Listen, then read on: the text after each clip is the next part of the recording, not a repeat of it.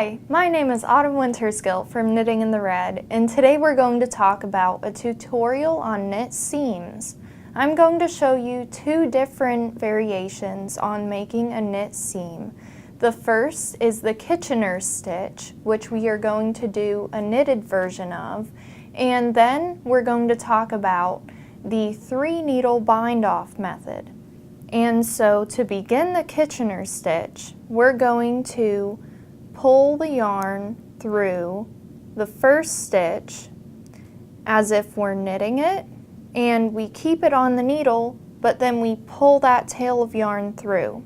And then we are going to purl the first stitch of the other needle in front, and we're going to pull it through, and we're going to keep that on the needle.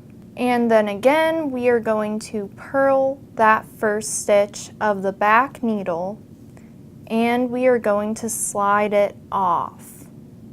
So we have just created a knot at the beginning so that the knitting won't come undone. And we're going to keep slipping stitches off and keeping stitches on in an alternating pattern. So the stitches that we are going to purl and slide off are always going to be from the back needle, and the stitches that we are going to knit off are always going to be from the front needle. So after you purl and slide off from the back needle, you'll put the needle in as if to knit and pull it through but keep the stitch on.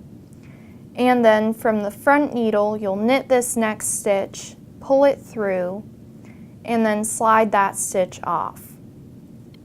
And then the stitch beside the one you just slid off, go in as if to purl and pull that yarn through but keep it on the needle. Then the needle on the back side, purl the next stitch and slide it off.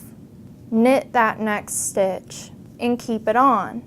Knit the next stitch on the front needle and slide it off. Purl the stitch beside that one and keep it on.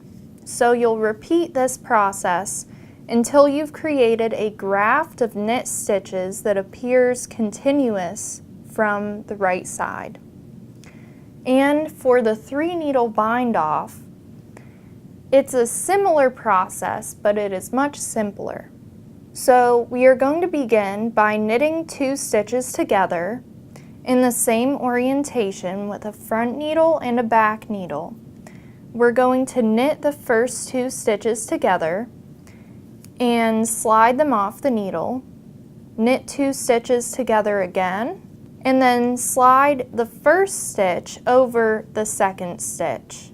Again, you're going to knit 2 stitches together, one from each needle, using this 3rd needle here, slide them both off, and then pick up the first stitch on the right hand needle and slide it over the second stitch to bind it off.